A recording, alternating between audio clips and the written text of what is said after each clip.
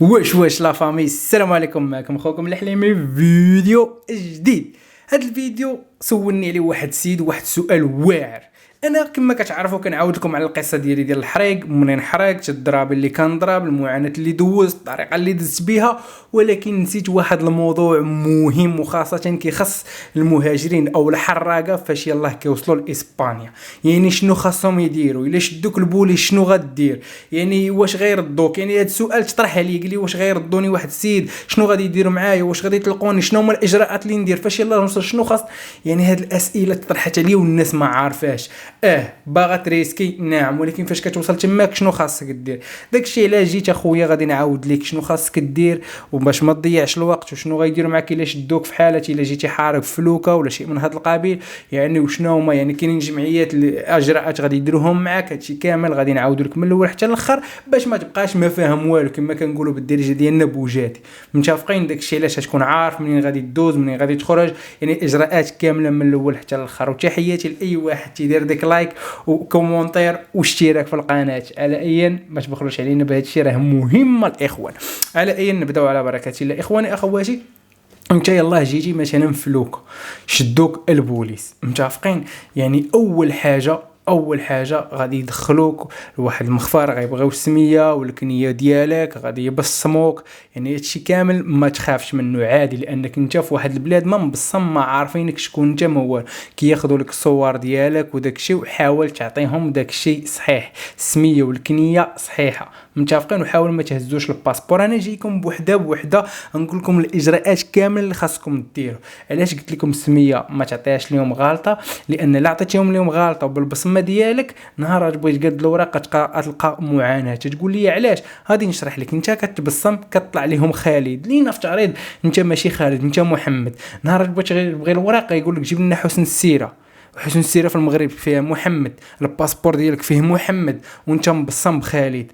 اذا غتلقى مشكله والناس ضيعوا وقت بزاف. هذه النقطه بغيت نطرق عليها بالزربه باش ما تطيحوش. فعطي سميتك وكنيتك. الردان ما كيردوش الاخوه، لان لفتي 72 ساعه عرف راسك راه ما غاديش يردوك، متفقين؟ يعني اجراء جد بسيط. دابا نكملوا في الاجراءات اللي غادي يديروا معك. غادي يبصموك وداك الشيء، وغادي يدوزوا ليك على الجسم ديالك وداك الشيء، غيعرفوك واش مريض ولا هادي. وغادي يشدوك، يقدروا يشدوك 3 ايام، يقدروا يطلقوك نهار، يقدر دوز سيمانه، ممكن تدوز حتى ل2 سيمانات عادي يطلقوك. كتبقى في واحد السونتر تماك، قدر الله الا كان شي مرض ولا شيء من هذا القبيل. وكاينين جمعيات كيعاونوك، كيعطيوك اللباس، كيعطيوك الماكله، كيعطيوك بزاف ديال الحوايج، وكيعطيوك حتى السكن مؤقت. وهما كيقادوا لك حتى ورقه ديال الطوبيس، لانهم كيسولوك واش بغيتي تقرا، واش بغيتي شيء من هذا القبيل، وباش ديبلاصا تمشي تقرا كيقادوا لك ورقه ديال الطوبيس. اذا هذه في حالات يلاه جيتي وتشديتي. دابا غادي ندوزو، انت مثلا طلقوك وخرجتي لاسبانيا، انت ولا واحد السيد كذلك ومثال عنده فيزا، شنو خاصكم ديروا؟ هادشي اللي غادي نعاود على الناس الحراقه كينطبق على الناس ديال الفيزا. غير هي من الاحسن تتسالي الفيزا ديالكم اللي كانت فيها شهر ولا شهرين، لانك كتحسب توريست، متفقين؟ من الاحسن ممكن دير هاد الشيء، ولكن من الاحسن. دابا غادي نجيو، غتقول لي شنو خاصني ندير. اول شيء غادي ننصحك بها وما تضيعش الوقت هي شهاده السكن الاخوان. وهاد شهاده السكن كدار بالجواز السفر. وتقول لي انا حارق بالجواز السفر ما عنديش، كي غندير؟ يصيفطوا لك والديك، ولكن ما كنصحكش يصيفطوا لك في البوسطه، لانه يقدر يوصل لاسبانيا ويشدوه لك، لانه ما فيه لا طبعه فيزا وداخل إليغال. من الاحسن يطلعوا لك شي واحد بشي فارغونيطه كيهبط السلعه ولا شيء من هذا القبيل كما درت انا، ولا جيبوا معك. يعني في كلتا الحالتين ما كنصحش تجيبوا معك، ولكن من الاحسن كيفضل ان يصيفطوه لك. على ايا دابا كيفاش غدير شهاده السكن؟ كتمشي عند واحد السيد اللي غادي تكري عنده ولا غادي تسكن عنده، هو غادي يديرها لك. خاصه خاصو يكون عنده غير الدار في سميتو ولا عقد كراء باش كاري ديك الدار، وعنده الحق يدير لك هاد شهاده السكن. غتقول لي دابا علاش كتصلح هاد شهاده السكن؟ اخوان، لان القانون في اسبانيا من بعد 3 سنوات او سنتين او في الزواج او شيء من هذا القبيل، اي طريقه كتادي لك بالحصول على الاوراق كيطلبوا لك شهاده السكن. علاش؟ لان شهاده السكن هي كتثبت الوجود ديالك على انك كنت في اسبانيا هاد المده معينه، على انك كنتي مدوزه 3 سنين. مثلا درتي شهاده السكن في هاد الدار ومشيتي وتسجلتي في دار اخرى ومشيتي تسجلتي عاوتاني في دار اخرى، المهم على اي سافرتي وكل مره كتسجل، راه هادشي كامل كيطلع لهم تماك، وهكا كتثبت على انك عندك 3 سنوات. لكن الله يسمح لشي عرب كاينين كيبيعوها وكينصبوا على الناس، والغريب في الامر كون يبيع عليك وما يحيدكش، كدوز 3 شهور كيعطيك باخا كيحيدك منه. داكشي علاش حاول من كل 3 شهور مشي تاكد باش حتى لا حيدك ممكن تسجل في دار اخرى وهكا ما تضيعش الوقت. دابا غادي نجيو للدلائل. دابا هاد الدلائل خاصك تثبت الوجود ديالك في اسبانيا، لان بزاف ديال الناس خاصه العرب كيديروا شهاده سكن وكيمشيو للطاليان وداكشي وكيجددها لهم شي واحد. داكشي علاش جات اسبانيا وقال لك ضروري خاصك دلائل. وتقول لي كيفاش كيداروا هاد الدلائل؟ راه ساهل اخوان.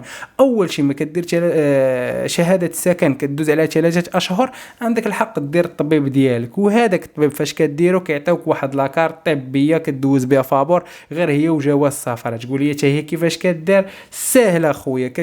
كتمشي للمقاطعه فين درتي فين تسجلتي نهار الاول انت وداك السيد، كتقول لهم بغيت شهاده السكن، عطيوها لي. تقول لك لاش؟ تقول لهم بغيتو للسينترو سالود للطبيب باش ندير الطبيب ديالي. ما كنتيش كتفهم شي واحد يترجم لك شيء عادي، هادشي كامل دزنا منه صافي كيعطيوها لك. انت كتمشي عند يعني سبيطار ديال الحومه اللي فيه يعني ديك شهاده السكن، يعني ضروري خاصو يكون محسوب على الزون اللي انت مسجل فيها في شهاده السكن.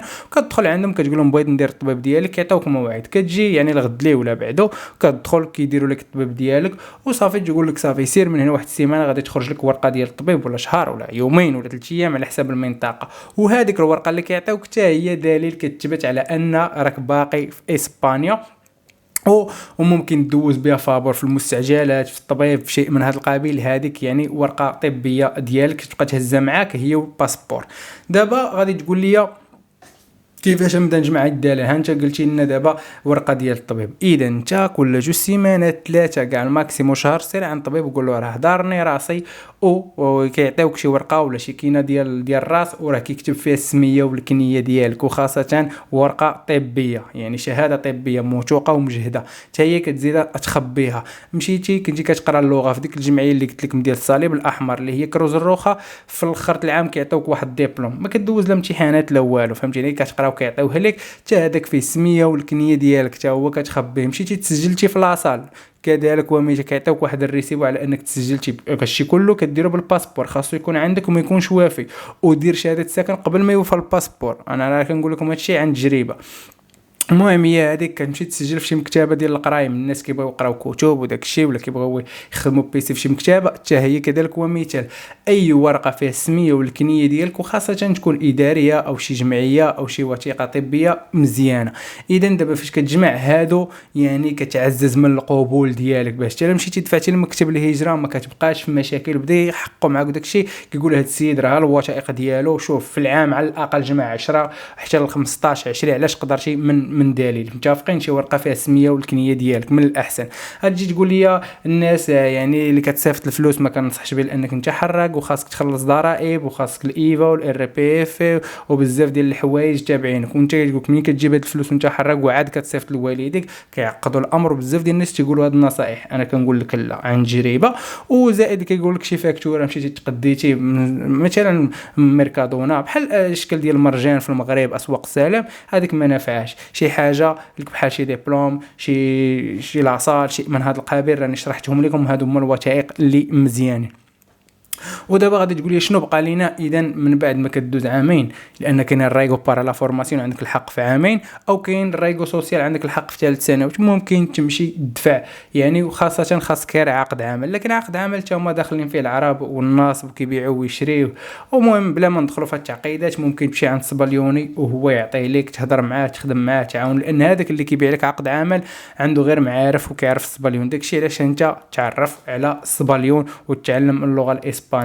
المهم هادشي اللي كان عندنا في هذا الفيديو. نتمنى فاش يلاه وصلت لاسبانيا دير هاد الخطوات، وان شاء الله يعني مازال قصص جداد راه عندي ان شاء الله ما يقول. وخاصه الناس اللي بغاو يطلعوا معايا لي مالا الانستغرام نخلي لكم في اول تعليق الحليمي.tv صيفطوا ليا ونديروا شوقيت ونطلعوا انا وياك نهضروا تعاودنا القصه ديال كيفاش وصلت لاسبانيا ونبارطاجيوها مع الناس وهكا تعم الفائده. كان معكم اخوكم الحليمي، نتشافوا في فيديو جديد.